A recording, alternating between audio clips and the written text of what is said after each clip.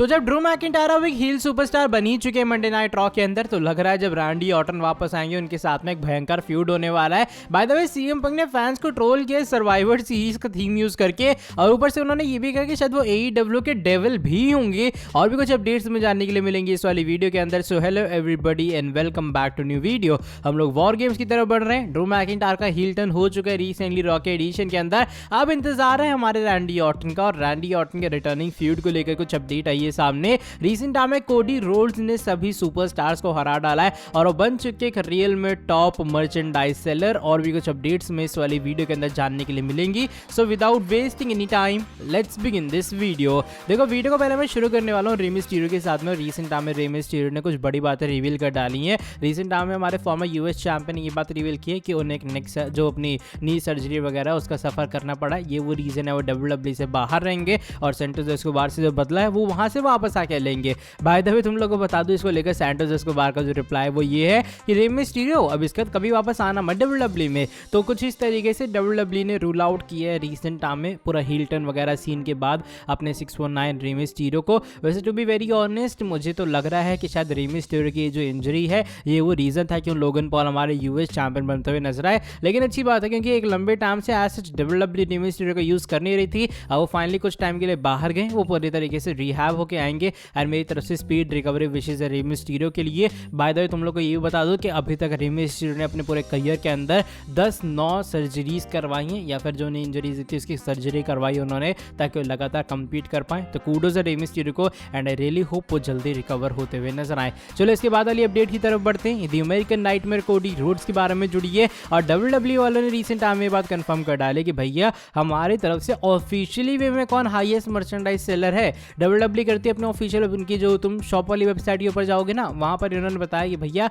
ये सुपरस्टार्स है जिन्होंने अच्छी खासी मर्चेंडाइज सेलिंग की है पूरे साल 2023 के अंदर। और टॉप मर्चेंडाइज सेलर और कोई नहीं बल्कि हमारे अमेरिकन नाइटमेयर कोडी रोड्स हैं। तो ऑफकोर्स कोडी रोड्स के लिए एक बहुत बड़ी अचीवमेंट है मुझे लगता है, क्योंकि उन्होंने बहुत सारे सुपरस्टार्स को हराया है। ऑफकोर्स इसके अंदर और भी नाम शामिल हैं, यहाँ पे मैं लिस्ट की बात नहीं कर रहा हूँ, लेकिन टॉप पे कोडी रोड्स है, उसके नीचे ही नीचे बाकी सुपरस्टार हैं जिसके अंदर शामिल होते हैं अपने Kevin Owens, Rey Mysterio, Roman Reigns, LA night और भी बहुत सारे सुपरस्टार हैं। जॉन सीना भी इवन इसके अंदर शामिल है, रिया रिप्ली है, सेथ रॉलिंस है, जजमेंट डे है और इवन पूरी की पूरी ब्लड लाइन भी है और रोमन सेपरेट वे में भी है। तो अच्छा खासा कोडी रोड्स की तरफ से मुझे लग रहा है अपने आप में एक रिकॉर्ड है कि भाई उन्होंने इतने सारे लेजेंडरी चीज़ों को एक साथ हरा डाला है। एंड कांग्रेचुलेशंस कोडी रोड्स को एक टॉप मर्चेंडाइज सेलर ऑफिशियली में बनने के लिए। चलो इसके बाद वाली अपडेट की तरफ बढ़ते हैं। शिंजुके नाकामुरा के बारे में जुड़ी है। लगातार नाकामुरा मंडे नाइट रॉ के अंदर ये टीज कर रहे कि भैया उनका सीएम पंक के साथ आमना सामना होगा, या फिर एक मिस्ट्री मैन को कॉल आउट करें, जो कि फैंस का ये बिलीव है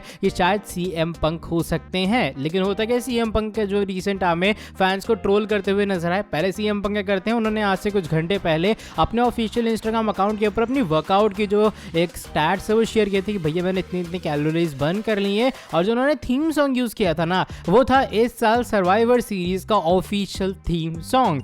बाय द वे ट्विस्ट वाली बात है कि अगर तुम अब जाके देखोगे तुम्हें ये स्टोरी उनके इंस्टाग्राम के ऊपर नहीं मिलेगी। अब उन्होंने एक और न्यू स्टोरी लगाई है जो कि उनके WWE के डेविल वाले पार्ट की है, जो बीच में उन्होंने रोल प्ले या फिर कॉस प्ले किया था। और जिन लोगों ने पता AEW के अंदर एक मिस्ट्री डेविल नाम की स्टोरी लाइन भी चल रही है। एक बंदा ब्लैक मास्क का है जो कि सबके ऊपर अटैक कर रहा है। अब वो बंदा कौन है ये बात रिवील होनी बाकी है। तो यहाँ पर सीएम पंक फैंस के साथ कुछ भयंकर वाला खेल रहे हैं या फिर भयंकर वे में ट्रोल कर रहे हैं। एक तरफ वो ये दिखा रहे हैं कि भैया देखो मैं तो WWE के अंदर वापस आ रहा हूँ सर्वाइवर सीरीज में, मैं उसका थीम यूज कर रहा हूँ और ऊपर से मैं वर्कआउट भी कर रहा हूँ।